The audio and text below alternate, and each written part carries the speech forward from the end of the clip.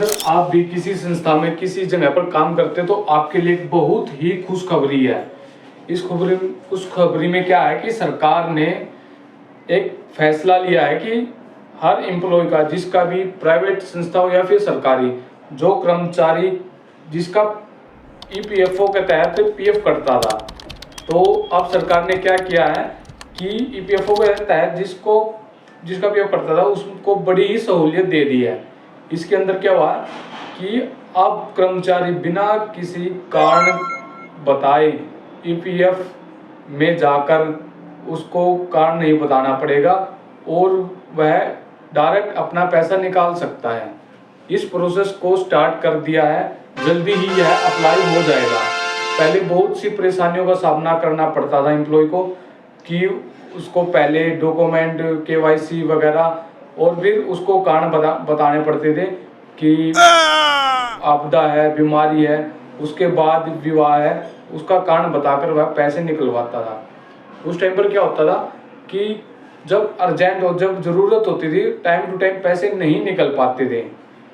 तो यह सरकार ने बहुत बड़ा फैसला लिया है जिससे कि जो आम कर्मचारी है जिसका पैसा कटता है वो अपना पैसा निकाल सकता है। उसमें से केवल 25% आपके अकाउंट में रहेगा। आप 25% से ज़्यादा पैसा कभी भी एटीएम के थ्रू वैसे पैसा निकाल सकते हैं। ईपीएफ वो होता क्या है? ये ईपीएफओ एक सरकारी संस्था है कि जिसमें एम्प्लॉय का प्रोवाइड फंड होता है, मतलब कि यानी कि आपकी जो सैलरी है उसका 12% एम्प्लॉय का कटता था और कुछ परसेंट कंपनी पे करती थी और कुछ परसेंट सरकार। कुल मिलाकर इस स्कीम के तहत हर एम्प्लॉय का पैसा इस स्कीम के तहत इकट्ठा होता था और उस पर 8% ब्याज मिलता था।